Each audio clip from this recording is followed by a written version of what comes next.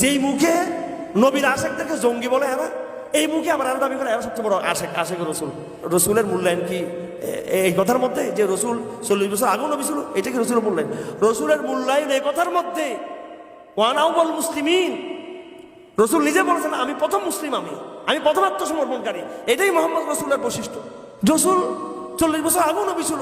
রসুল যেটা বলেন যে আমার অহংকার, এটা তো বলেন যে আমার মূল পরিচিত রসুল দিয়েছেন নিজেকে আব্দ হিসেবে, আনা বাশর, আমি বশর, আল্লাহ আমাকে সৃষ্টি করেছেন, আমি তোমাদেরকে বলতে চাই তোমাদেরকে আল্লাহ সৃষ্টি করেছেন, আমি প্রথম আল্লাহকে আত্মসমর্পণ করলাম, তোমরা আত্মসমর্পণ করো।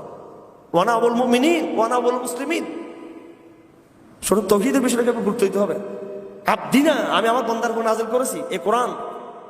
তা এখন আমি যেটা বলতেছি, কোরআন যেমন মুআজিজা, কোরআন যেমন কি রে মুআজিজা, এই আব্দটাও একটা মুআজিজা। যে আব্দের নাম হচ্ছে কি মুহাম্মদ রাসূলুল্লাহ, উনি একটা আপাত বস্তু, একটা মুআজিজা। এবং রাসূলুল্লাহ সাল্লাল্লাহু আলাইহি সাল্লামের এই মনস্তাত্ত্বিক কাঠামো, হ্যাঁ, ওনার মধ্যে একটা ব্যালেন্সড একটা কি বলে এটাকে, ভারসাম্যপূর্ণ যে একটা কি সত্তা, কার মধ্যে কথা বুঝবেন কিরকম সত্তা, ভারসাম্যপূর্ণ সত্তা। মুহাম্মদ রাসূলুল্লাহ ছাড়া পৃথিবীর কোনো মানুষের মধ্যে কি নেই, ভারসাম্যপূর্ণ নেই। ভাই, একই ব্যক্তি তাহাজ্জুদে দাঁড়িয়ে কি করে, কিয়ামুল লাইল করে, পাটা ফুলে যায়, বুজুর্গ টাইপের হয় না নাকি না? যারা বেশি ইবাদত করে, বেশি আল্লাহর বেশি একদম ইবাদত গুজার, এরা কি রাষ্ট্র চালাতে পারে? আধ্যাত্মিক জগতের লোক, এরা একটু কি বলে এটাকে, ভিন্ন চিন্তার বা ভাবুক টাইপের, কি টাইপের, যারা সর্বক্ষণ জিকির করে, ইবাদত করে, এরা ভাবুক টাইপের লোকরা কি রাষ্ট্র চালাতে পারে? ভাবুক টাইপের লোকরা কি স্ত্রীদেরকে সময় দিতে পারে? ভাবুক টাইপের লোকরা কি আপনার সমর বিজ্ঞানী হইতে পারে, কমান্ডার হইতে পারে? ইনি কমান্ডার। আবার যারা কমান্ডার তারাই রাষ্ট্রপ্রধান হয় নাকি দেখছেন আপনি? হ্যাঁ, যারা ফিল্ডে যারা লড়াই করতেছে, উনি আবার রাষ্ট্রপ্রধান, উনি আবার অর্থনীতি ঠিক করে দিচ্ছে। আপনার মদিনাতে বাজার গিয়ে হাত ঢুকে ফেলছে একবারে এর ভিতরে, আটার বস্তার ভিতরে বেজাল আছে। অথবা বাজারে গিয়ে বলতেছেন আবার কুল্লে তামারা খাইবারা হা কাজা, খাইবারা সব কিছু কি কিরকম বাজার যে নিয়ন্ত্রণ করতেছে, তার মানে অর্থনীতি তিনি ভালো বুঝেন। কি বুঝেন? উনি পরিবারের সময় দিচ্ছে, হাসান হোসেনকে বাচ্চাগুলোকে আদর করতেছে, স্ত্রীকে সময় দিচ্ছেন, তো উনি আবার পরিবারবিদ, উনি আবার সমরবিদ, উনি আবার রাষ্ট্রবিদ, উনি আবার তাহাজ্জুদের সময় আরেক সত্তা, উনি আবার উনি আবার ভবিষ্যৎবাণী করতেছেন, উনি আবার বৈজ্ঞানিক দর্শন দিচ্ছেন আবার। আল্লাহু আকবার। এগুলো হচ্ছে রাসূলুল্লাহ সাল্লাল্লাহু আলাইহি ওয়াসাল্লামের এইভাবে এত বৈচিত্র্যময় বৈশিষ্ট্যের একটা পুরোপুরি একটা সিম্বল, প্রতীক, ঠিক না নাকি? কোরআন যেমন এজাজ, কোরআন যে পাত্রে নাযিল হয়েছে ওই পাত্রটাও আগাগোড়া একটা কি আল্লাহ ওইটাকে তৈরি করছেন ওইভাবে এজাজ আলা আব্দিনা।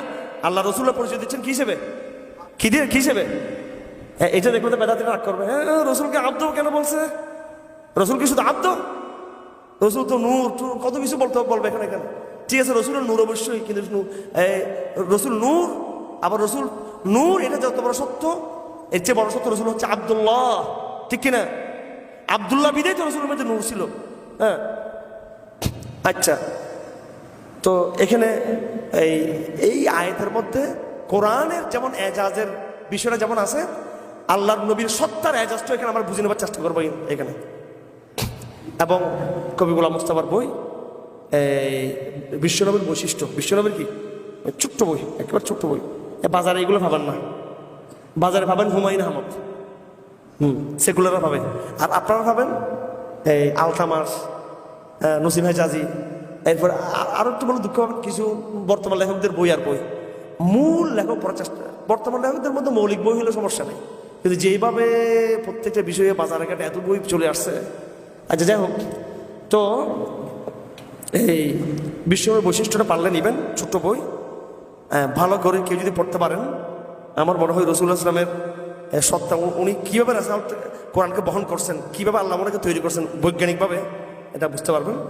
আর যদি বিশ্বনবীর বৈশিষ্ট্য এটা যদি না পান, তাহলে আপনারা কবি গোলাম মুস্তাফা যে বিশ্বনবী যেটা বড় যেটা আছে, কি আছে বড় যেটা আছে সিরতের যে গ্রন্থ, ওইটার প্রথম পাঠটা দেখার দরকার নেই, ওখানে দুর্বল বর্ণনা আছে, ওখানে রাসূলুল্লাহর জীবনের ধারা বিবরণী, জীবনের কাহিনী আমাকে কবি গোলাম মুস্তাফার বই থেকে শেখার দরকার নেই। এটা সিরত খাদিমুল আম্বিয়া আছে, মুফতি শফি রহমতুল্লাহ আলাইহি, আর রাহিকুল মখতুম আছে, আরো ডিটেলস, আরো কিতাব আছে, আরো কিতাব আছে, আরো কিতাব আছে। বাকি গোলাম মুস্তাফার বিশ্বনবী যে গ্রন্থ লিখছেন এই গ্রন্থের 2 নম্বর খণ্ড যেটা সেকেন্ড পার্ট, যেটা আল্লাহু আকবার, এই বই আমার দেখা মতে আমি দুনিয়াতে এরকম বৈজ্ঞানিক বই, সিরতের কি বই, সিরতের বলেন না, কথা বলেন না কেন, সিরতের এরকম দার্শনিক এবং বৈজ্ঞানিক বই আর না উর্দু ভাষায় আমি দেখছি, না বাংলা ভাষায়, না ইংরেজি ভাষায়, না আরবি ভাষায় আমি দেখিনি। এবং এই জন্য আমি নিজেই জেলখানে এটা আরবি করতে চেয়েছিলাম, এখনো পারিনি। এটা আমার একটা আছে আরবি করা, এটা এই বইটার আরবদেরকে দেখানো যে বাঙালি মুসলমানদের মধ্যে কিরকম দার্শনিক জন্ম হয়েছে। কবি গোলাম মোস্তফা, এই নামগুলো শুনবেন না। এখানে দার্শনিক তো হুমায়ুন আজাদ, অশিক্ষিত হুমায়ুন আজাদ হচ্ছে আমাদের বাংলাদেশের কি, হ্যাঁ কি বলছি আমি, কি শব্দ বলছি, অশিক্ষিত হুমায়ুন আজাদ বলছি, আমি অশিক্ষিত হুমায়ুন আজাদ। আর রবীন্দ্রনাথ ঠাকুর সম্পর্কে বলবো, জেনে শুনে বলবো, আমি প্রচুর পড়াশোনা, ঠাকুরের বই আমি ওর ইয়ে লিখছি, আমি আমার বিশাল আর্টিকেল লেখা আছে। রবীন্দ্র চর্চা শুরু বাংলাদেশে, উনি হচ্ছেন প্রচুর পরিমাণ নকল করতেন, কপি পেস্ট করতেন, ফার্সি ভাষা থেকেও, সংস্কৃত ভাষা থেকেও, ভিন্ন ভাষা থেকে, ঠিক আছে, সুন্দর মতো উনি ওইটা উপস্থাপন করতেন এটাকে। এরা হলো আমাদের দার্শনিক বাংলাদেশের। আর যারা আসল দার্শনিক এদেরকে আমরা কি চিনি না, আমরা গোলাম মুস্তফা নামটা আমি আবার বলতে চাই, আবার বলতে চাই, সিরতের দার্শনিক আলাপ, সিরতের বৈজ্ঞানিক আলাপ। ওনার বিশ্বনবীর বইয়ের খণ্ড, খণ্ড একটাই, দ্বিতীয় পার্ট কি, দ্বিতীয় পার্টটা দেখে নেবেন তো দেখবেন রসুল্লাহর মধ্যে কিরকম এজাজ ছিল। রসুল্লাহর সত্তাটা পুরোটা মৌজাজা, রসুল্লাহর সত্তাটা কি আগা একটা মৌজাজা ছিল, নাহলে কোরআনকে তিনি বহন করতে পারতেন না, নাহলে এত বড় সমাজ বিপ্লব তিনি কায়েম করতে পারতেন না। তিনি শুধু দিনকে বিজয় করেন না, কিয়ামত পর্যন্ত জন্য দিনকে বিজয় করে গেছেন নাকি না ভাই? রসুল্লাহ অতীতে দিনকে বিজয় করছেন নাকি কিয়ামত পর্যন্ত জন্য বিজয় নিয়ে আসছেন নাকি না? বারবার কথা আসছে, তাহলে এখন মার খাচ্ছি কেন? এটা সাময়িক, এটা বলতেছি এটা কি সাময়িক, এটা একটা পৃথিবীর একটা নতুন ইয়েতে যাচ্ছে পৃথিবী, নতুন সভ্যতার দিকে যাচ্ছে পৃথিবী। এই জন্য এখন একটু এটা আমাদের একটু ইয়ে চলতেছে, ট্রানজেকশন কি পিরিয়ড এটা আমাদের, এটা উত্তরণ পিরিয়ড চলতেছে এটা আমাদের এই সময়টা, এটা বুঝতে হবে। হ্যাঁ, এমন এক নবী যিনি ইসলামকে শুধু বিজয় করে যান নাই, কেমন পর্যন্ত একটা সাস্টেন ভিক্টোরি নিয়ে আসছেন আমাদের জন্য। তো এই লোকটা কি স্বাভাবিক হলো? স্বাভাবিক নাকি এটা?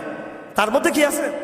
বিশাল এজাজ তার ভিতরে আছে, মজাজ তার ভিতরে, তাকে আল্লাহ। নাহলে ভাই আমি নিজেকে নিয়ে চিন্তা করি, আমরা দেখেন ভাই দাওয়াতি কাজ বেশি করলে তাহাজ্জুদে পড়তে সমস্যা, দেখেন তাহাজ্জুদ বেশি পড়লে ঠেলা আজকেও যেতে বেশি, আবার এদিকে ঘুমটু, আবার এদিকে দেখা যায় সমস্ত অ্যাপয়েন্টমেন্টগুলো বাতিল হয়ে যাচ্ছে অনেকগুলো, ঠিক আছে।